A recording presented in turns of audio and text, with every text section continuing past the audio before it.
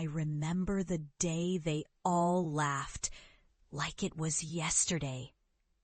I was standing in my tiny apartment, surrounded by dirt, seedlings, and a dream that nobody believed in.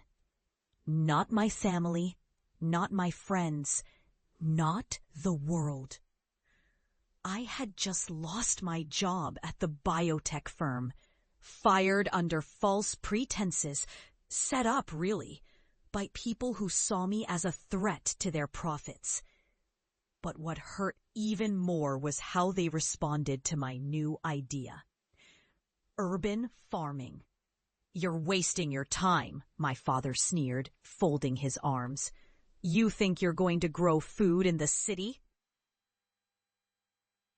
Sautangyadi. That's a joke. It's gimmicky, it's impractical, and it's embarrassing. We're supposed to be proud of you? For what? Playing in dirt? My mother shook her head, her eyes filled with disappointment. You had a future at that company. Why throw it all away on this ridiculous thing? And the others, my siblings, my cousins, they all echoed the same refrain. You'll fail. You're never going to make it. What's wrong with you? They didn't see the fire burning inside me. They saw a fool, a dreamer who'd never succeed. But I saw something different. I saw hope. I saw a way to change not just my life, but the city itself. I packed my bags that night, left the Mockery behind, and committed myself to urban farming, soil-free, sustainable, innovative. I was mocked relentlessly, told I was throwing my life away on a pipe dream. Every day was a battle against skepticism, against the weight of their words. I faced setbacks, failed experiments, funding shortages, bureaucratic roadblocks, but I refused to give up. I poured everything I had into creating vertical farms, abandoned rooftops, forgotten alleyways transformed into lush, green oases. Years passed. My work gained recognition. What started as a small project in a neglected corner grew into a movement.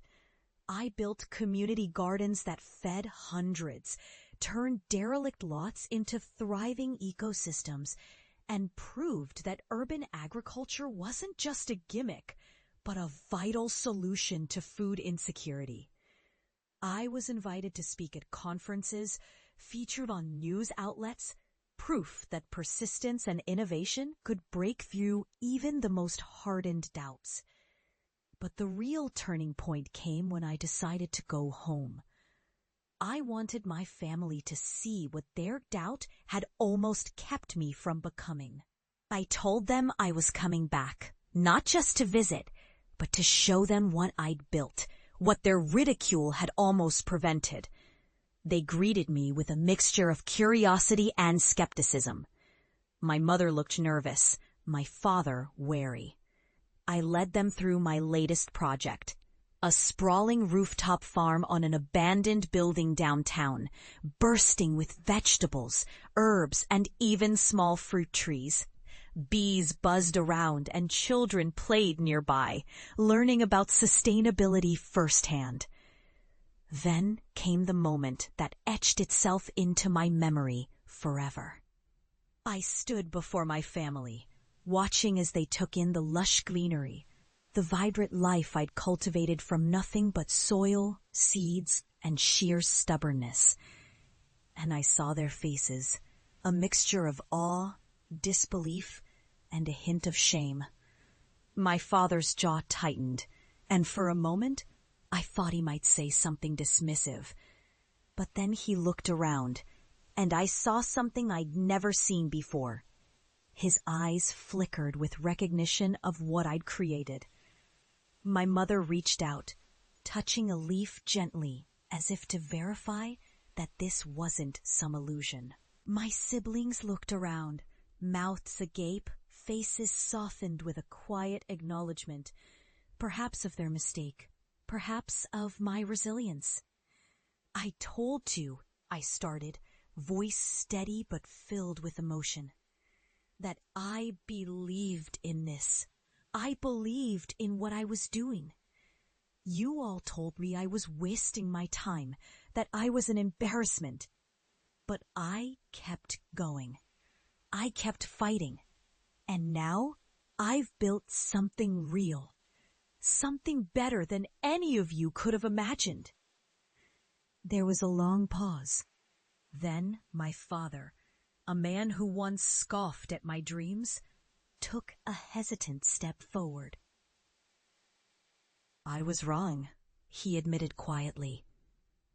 I thought you were crazy. I thought you'd fail. But seeing this, I see now why you never gave up. You've proved us all wrong. Tears of relief, of validation, of a bitter past finally confronting a brighter future. I knew then that all those years of ridicule, all the silent wounds of their doubt, had been the seeds of my resilience. Their scorn had fueled my fire. In that moment, I understood something profound. Success isn't just about the harvest or the recognition.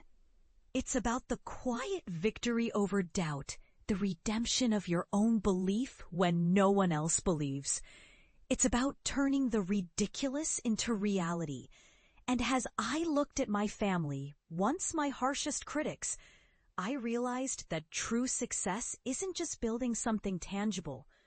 It's about transforming hearts, about showing others what's possible when you refuse to give up, even when the world says you should. So now I stand here, not just as an urban farmer, but as a testament to resilience, to hope, to the power of persistence. Because sometimes the greatest growth happens in the most unlikely soil, and the most profound lessons are written in the scars of rejection. And I know, beyond any doubt, that I've finally earned my place, not just in the city, but in their hearts. My journey proved that even the most dismissed dreams can bloom into something extraordinary if you dare to nurture them with unwavering belief. That's the real harvest, the one that lasts forever.